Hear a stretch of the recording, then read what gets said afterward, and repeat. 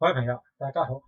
大家是否希望將你嘅產品透過關鍵詞喺全球最大嘅搜尋器 Google 首頁自然排位展示出嚟？喺呢個視頻，我哋教大家點樣可以零成本達至呢個目標。我哋先要了解一下互聯網每1分鐘嘅海量變化。YouTube 每1分鐘上傳72個小時視頻，我哋要3天不眠不休先可以將我睇晒。Google 搜尋有200幾萬，域名增加70個，網站增加570個，郵件服務器發出2億封郵件。喺呢個海量數據裏邊，我哋可以點樣可以早着先機，讓我哋嘅消費群透過關鍵詞搜索到你。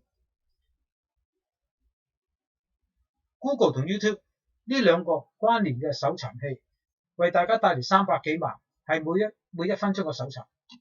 我哋試一下個關鍵詞 iPhone 快禮品。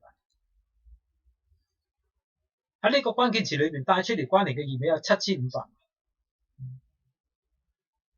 頭4個排位係我哋為客戶今年2月開始做嘅自然排位。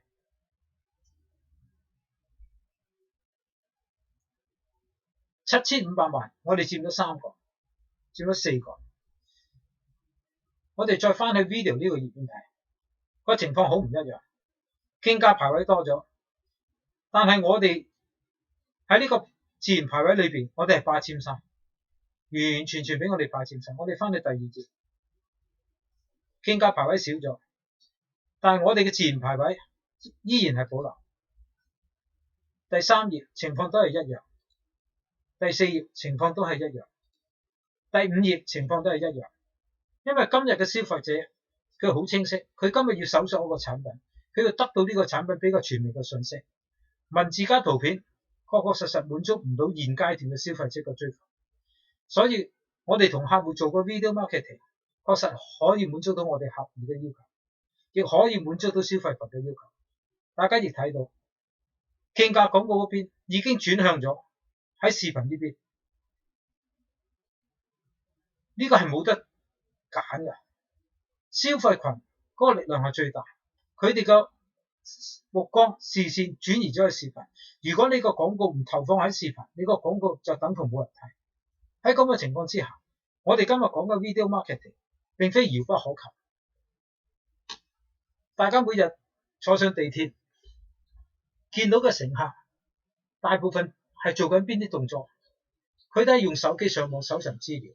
如果我哋要同呢個時代同呢個消費群保持一個聯繫，視頻推廣確實係可以讓大家有另一片空間。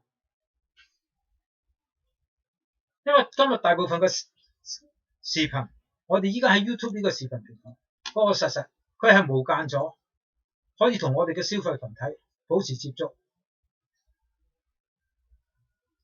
視頻嘅優勢在於佢能好透徹展示到呢個產品，讓你個消費群，讓你個客戶好清晰了解你個產品，你個功能個應用。喺嚟緊嘅5月20號，我哋喺香港工業總會舉辦一場研討會，中小企如何面向全球市場，由零成本做全球視頻推廣，重新出發。時間係下晝3點至5點。如果大家對呢個研討會有興趣，大家不妨點擊呢個鏈接，下載報名表，報名參加。喺呢度我哋為大家推薦一個免費嘅視頻平台，佢係唯一一個可以進入中國市場嘅視頻平台。我哋保證，我哋承諾喺大家嘅廣告或者視頻播出之前，我哋絕不加插廣告干擾，讓你嘅消費群，讓你嘅觀眾可以直接收看你嘅視頻。同時，觀眾透過智能手機直接可以瀏覽你嘅視頻，瀏覽你個廣告，係無需要下載任何應用程式或者 Apps。呢個係我哋嘅優勢。多謝大家。